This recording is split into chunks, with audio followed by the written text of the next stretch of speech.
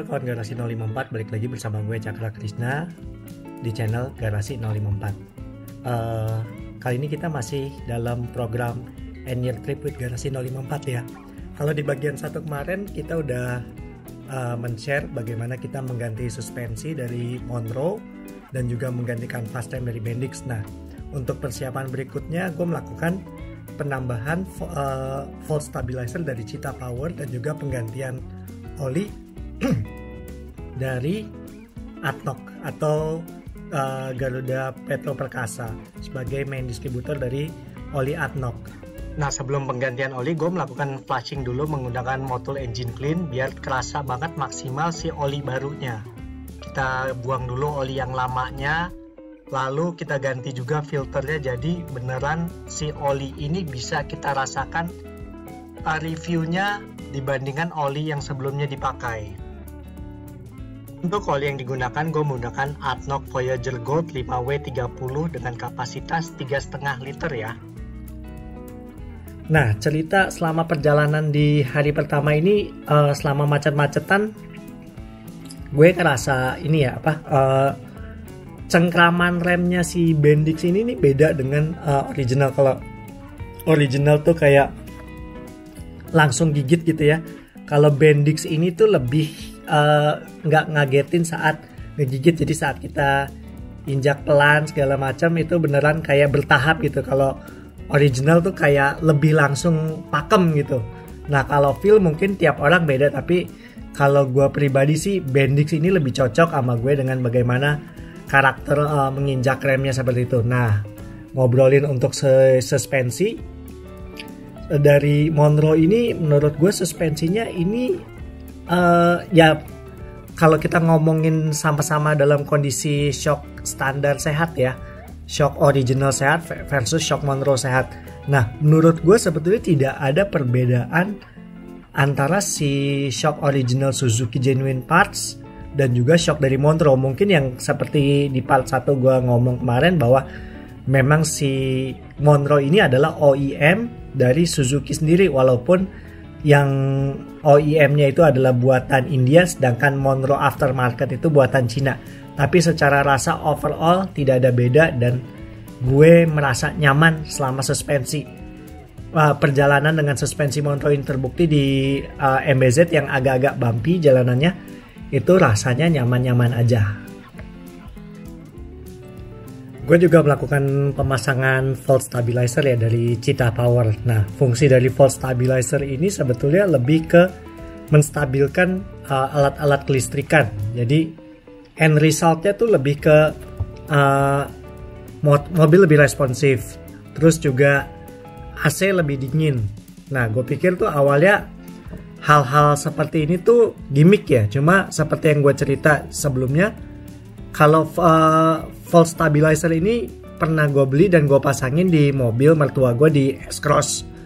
Kok gue ngerasa tarikan menjadi lebih padat, torsi lebih padat gitu ya. Nah, kalau di R3 kemarin memang kerasa banget si torsi lebih padat, tapi mungkin ini efek dari si penggantian oli baru dan juga dari si volt stabilizer ini.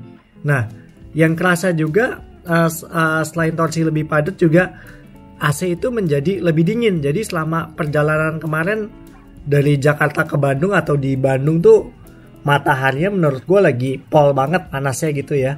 Nah, itu berasa banget bahwa gue pakai AC dengan speednya cuma 1, tapi gue taruh temperaturnya di tengah lebih dikit, setengah lebih dikit deh, nggak gue fullin. Itu menurut gue udah cukup dingin dengan kapasitas 4 penumpang ya. Gue sama anak gue di depan, istri gue sama anak gue yang kecil di belakang. Menurut gue udah cukup dingin gitu, tanpa perlu mendinginkan sampai speednya 2 dan blower belakang gue hidupin dengan speed 1 juga. Menurut gue pengaruh dari volt stabilizer ini ya lebih responsif tenaganya dan juga AC lebih dingin. Untuk lampu-lampu mungkin gue nggak bisa nge-review karena setiap gue udah nyampe di tempat peristirahatan pasti udah sekitar jam 5 sore udah sampai di tempat.